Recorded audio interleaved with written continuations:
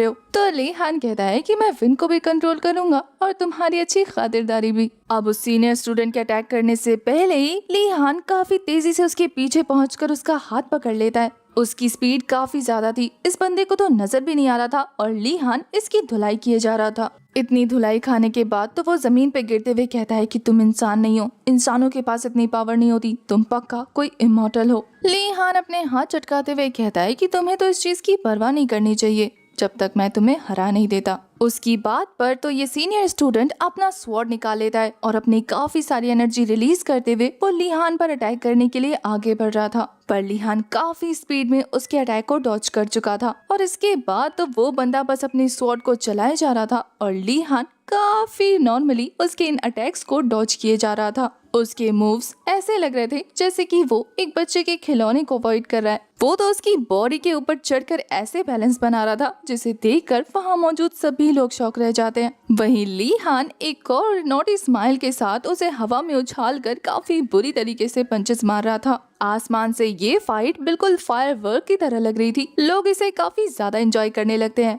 वहीं दूसरी तरफ वो एल्डर जो कि टेस्ट ले रहा था वो काफी बुरी तरीके से डर जाता है। वो भी अपनी आंखों के सामने के नजारे को देखकर काफी ज्यादा हैरान था। वहीं ली हान अब अपना एक जबरदस्त पंच क्रिएट कर लेता है जिसे देखकर वो एल्डर समझ जाते हैं कि ये सीनियर अब नहीं बचने वाला। वो ली हान को रोकने की काफी ज्यादा कोशिश कर रहे थे पर ली हान का पंच इतना ज्यादा जबरदस्त था जिससे हिट होने के बाद वो बंदा आसमान से सीधा अरीना पे आकर गिरता है। अरीना के तो चीथड़े हो जाते हैं। वहीं ये देखकर वो एल्डर ली हान से काफी ज्यादा गुस्सा हो चुका था।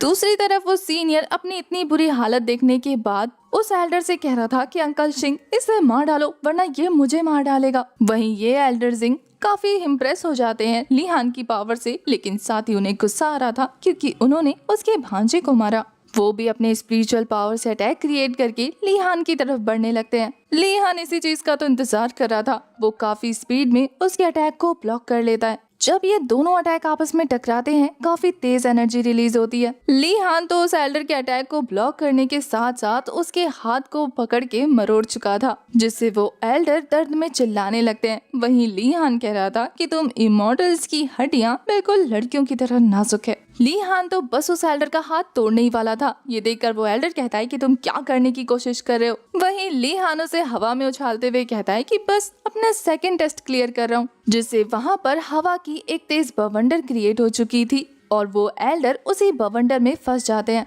स्टूडेंट ये देखकर ली हान की पावर का पता लगा रहे थे कि पक्का मॉर्टल बॉर्न बॉडी होगी जिसमें मैजिकल पावर भी मौजूद है। वो लोग ली हान से डरते हुए सोच रहे थे कि ये बंदा तो पावर हाउस है पूरा, लगता है हुमायूं रियान पर है। ली हान तो उस एल्डर को बवंडर के चक्कर लगाते हुए एक रेन फॉर्मेशन क्रिएट करके उसे दूर फेंक देता है। अब तक उस एल्डर के चेहरे के भी 12 बज चुके थे। ली हान के उसके पास आते ही वो एल्डर तो अब डर जाता है पर ली हान नॉर्मली कह रहा था मैंने दोनों टेस्ट कंप्लीट कर लिए तो क्या अब मैं ली हुन पवेलियन का स्टूडेंट हूँ। अब तक वो सीनियर स्टूडेंट होश में आ चुका था। वो अपनी पावर रिलीज करते हुए कहता है कि इस पवेलियन का स्टूडेंट बनना तुम्हारा सपना ही रह जाएगा क्योंकि जब तक मैं जिंदा हूँ मैं तुम्हें सेक में एंटर नहीं होने दूंगा।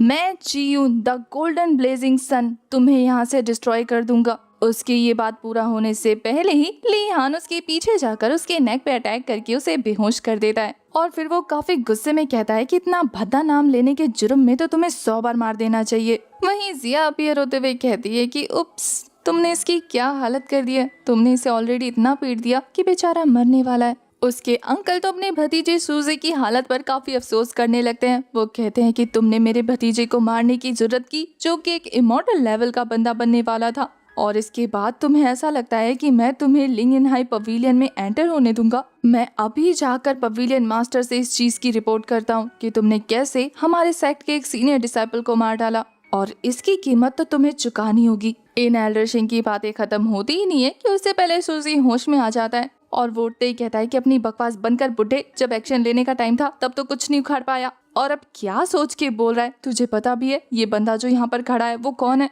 ये सुनकर तो वो एल्डर भी एक पल को शॉक हो जाते हैं कि आखिर ये उन पर क्यों गुस्सा कर रहा है। वहीं सूजी अपनी नौटंकी स्टार्ट करते हुए कहता है कि ये दुनिया इतनी ज्यादा छोटी है कि ये मेरे खोए हुए भाई हैं जो मेरे दादाजी के रीइंकार्नेशन है और मेरे इतने एरोगेंट बिहेवियर से नाराज होकर वो मुझे यहाँ सजा देने आए हैं। ये बोलने के बाद तो वो ली हान के पैरों में गिरते हुए कह रहा था कि ली हाओ भैया, मैं गलत था, मुझे माफ कर दीजिए, आज के बाद मैं ऐसा बिहेव कभी नहीं करूंगा। आप इस ली हुन हाइपरविलियन में रहकर आराम से अपनी जिंदगी गुजार सकते हैं, आपको यहाँ सेवा की कोई कमी महसूस नहीं होगी। और फिर वो उसका कंधा दबाते हुए कह रहा था कि प्लीज यहाँ हुई किसी भी बात को अपने दिल पे मत लेना। ली हान उसकी नौटंकियों से परेशान हो गया था। वो कहता है कि तुझे मेरा नाम भी सही से नहीं पता और तू मुझे अपना मरा हुआ दादा और भाई बना रहा है। इस बात पे तो थोड़ी देर के लिए सूजी की बोलती बंद हो जाती है। वो वहाँ मौजूद ऑडियंस से कहता है कि मैं काफी ज्यादा घमंडी और डोमिनेटिंग हो गया था और अब मुझे अपने पापों का प्रायश्चित करना होगा। ये बोलते हुए वो खुद को थप्पड़ बजा रहा था। वो कहता है कि अब मुझे अपने ग्रैंडफादर से माफी मांगनी होगी